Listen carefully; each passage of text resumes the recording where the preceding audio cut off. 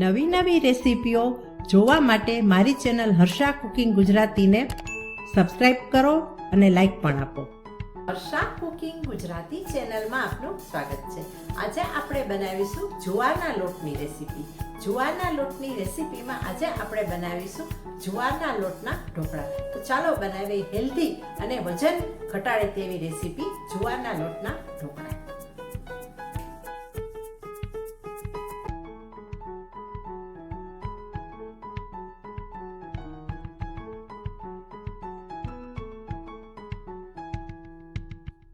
જુવારના લોટના ઢોકળા બનાવવા માટે સૌ પહેલાં આપણે લોટ અને દહીંનું માપ જોઈ લઈએ. અહીં જુવારનો લોટ, સૂજી અને દહીં છે. જુવારનો લોટ 1 વાટકી છે, જુવારના લોટ કરતાં ચોથા ભાગની સૂજી છે અને જુવારનો લોટ છે તેટલું જ ખાટું દહીં લીધું છે. આ બધી વસ્તુ લઈ લીધા પછી હવે આપણે રેસીપીની શરૂઆત કરીશું. બાઉલ લઈએ અને તેની અંદર સૌ પહેલાં આપણે જુવારનો લોટ એડ કરી દઈએ, સૂજી એડ કરી દઈએ. જુવારનો લોટ અને સૂજીને ચાળીને લેવાના છે. ત્યાર પછી મરચાં અને આદુની પેસ્ટ, 2 મિક્સ પેસ્ટ છે તેને આપણે એડ કરી દઈએ.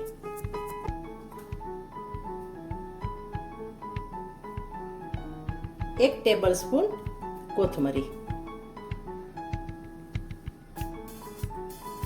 1 ચમચી હિંગ, સ્વાદ મુજબ મીઠું અને જે દહીં છે તેને આપણે એડ કરી દઈએ.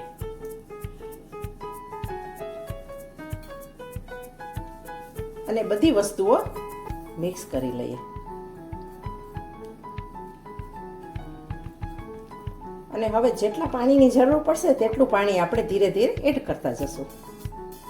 સૌ પહેલા આ બધી વસ્તુ મિક્સ કરી લેવાની, એટલે પાણી નાખવાની આપણે ખબર પડે કે કેટલું પાણી જોઈએ. એકી સાથે બધું પાણી એડ કરી દેવાનું નથી. હવે પાણી એડ કરીએ.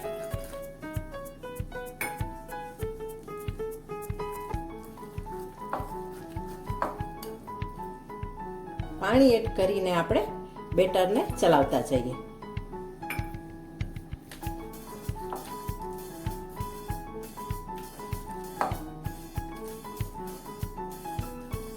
બીજા બધા ઢોકળા તો તમે ખાધા હશે, પણ એક હેલ્ધી ઢોકળા છે અને જુવાર એક મિલેટ છે, એટલે મિલેટના પણ આપણને બેનિફિટ મળે અને હેલ્થ માટે પણ સારું. જે લોકોને વજન ઘટાડવું હોય તેના માટે પણ ઉપયોગી છે. જુવારની આઈટમો આપણે ખાઈએ ને અઠવાડિયામાં એકાદ દિવસ, તો વજન ઘટાડવામાં પણ મદદ રહે અને જુવારના જે પોષક તત્વો હોય ને એ પણ આપણને મળી રહે.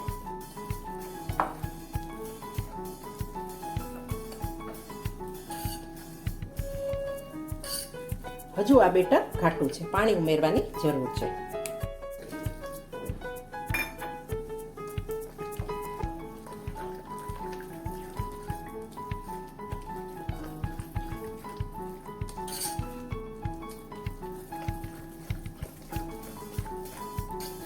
અને આ ઢોકળા ઘરમાં રહેલી વસ્તુઓથી જ બની જાય છે અને ઇન્સ્ટન્ટ ઢોકળા છે આ, એટલે આથો આપવાની જરૂર નથી, દાળ ચોખા પલાળવાની જરૂર નથી કે બીજી કોઈ ઝંઝટ નથી. જો જુવારનો લોટ ઘરમાં હોય તો આપણે બનાવી શકીએ. સૂજી વગેરે તો ઘરમાં હોય બધા મસાલા. અને હજુ પાણી નાખવાની જરૂર છે.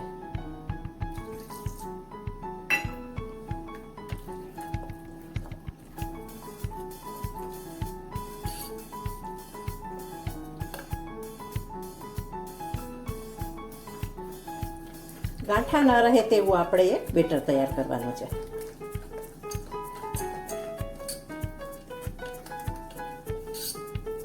જુઓ, હવે બેટર ઢોકળા બનાવવા માટે તૈયાર છે. આપણે આ ટાઈપનું બેટર રાખવાનું છે, આછું રાખવાનું નથી.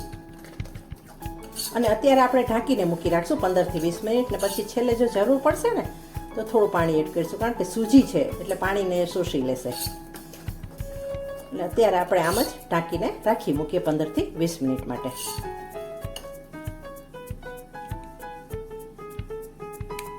વીસ મિનિટ પછી હવે આપણે બેટરને ખોલી અને જોઈ લઈએ. બેટર સારી રીતે સેટ થઈ ગયું છે. હવે આપણે એડ કરીશું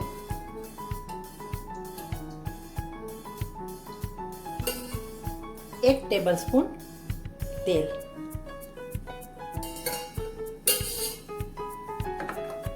તેલ ઉમેરવાથી ઢોકળા એકદમ ગળે બાજે ને સરસ લાગે.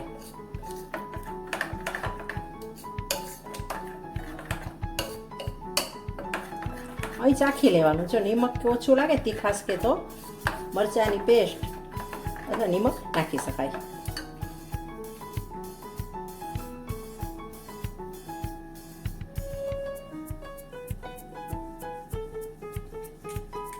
હવે જે પ્લેટમાં આપણે ઢોકળા મૂકવાના છે તે પ્લેટને આપણે તેલથી ગ્રીસ કરી લેવાની છે. મેં તેલથી ગ્રીસ કરી લીધી છે. તૈયાર પહેલેથી જ કરી રાખું જેથી આપણે જ્યારે ઈનો નાખીએ ને ત્યાર પછી ફટાફટ પાથરી શકાય. અને એક બાજુ પાણી પણ મૂકી દેવાનું સ્ટીમરમાં ગરમ. 1 ટીસ્પૂન ઈનો. એક્ટિવેટ કરવા માટે આપણે થોડું પાણી ઉમેરીએ અને હળવા હાથે ચલાવી લઈએ. ઈનો બેટરમાં પડી જવો જોઈએ, બસ એ રીતે આપણે ચલાવવાનો છે.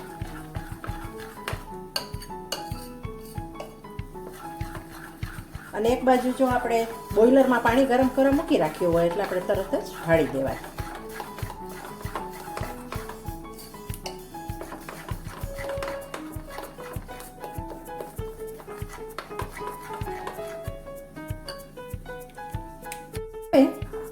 ઢોકળાના બેટરને આપણે થાળીમાં લઈ લઈએ.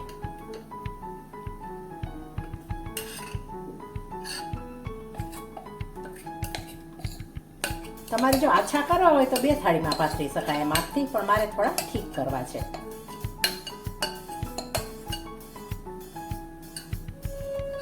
હવે તેની ઉપર આપણે સફેદ તલ છાંટીએ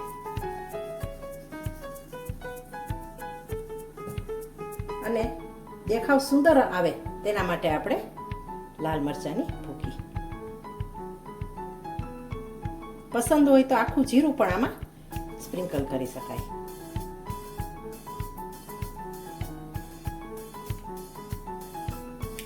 હવે આપણે સ્ટીમરમાં પાણી ગરમ કરવા મૂકી રાખ્યું. જો પાણી ગરમ થઈ ગયું છે ત્યાં સુધી. તો હવે આપણે આ થાળી મૂકી દઈએ. 20 મિનિટ આપણે કૂક થવા દઈએ. 20 મિનિટ પછી આપણે ખોલી લઈએ. વાહ, એકદમ સુંદર, ટેસ્ટી અને ફ્લેવરફુલ ઢોકળા બનીને તૈયાર થઈ ગયા છે. હવે આ ઢોકળાને આપણે ઠંડા કરવા માટે રાખીશું. ત્યાં સુધી આપણે વઘાર કરી લઈએ. ઢોકળા ઠંડા થઈ ગયા છે. હવે આપણે કટિંગ કરી લઈએ. જે સાઈઝના તમારે કટિંગ કરવા હોય પીસીસમાં એ પ્રમાણે કરી શકો.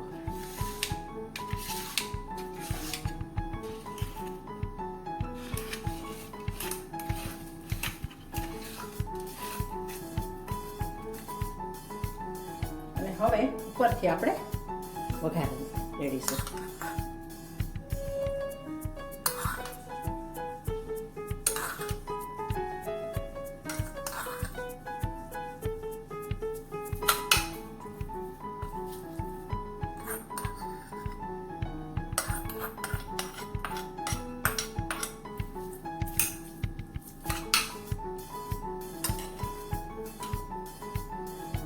કોથમરીને સ્પ્રિંકલ કરીશું.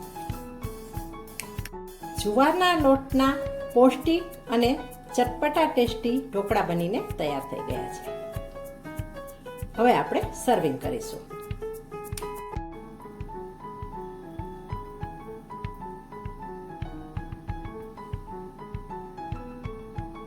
બીજા બધા ઢોકળા કરતાં અલગ જ સ્વાદના અને હેલ્ધી જુવારના લોટના ઢોકળા બનીને તૈયાર થઈ ગયા છે.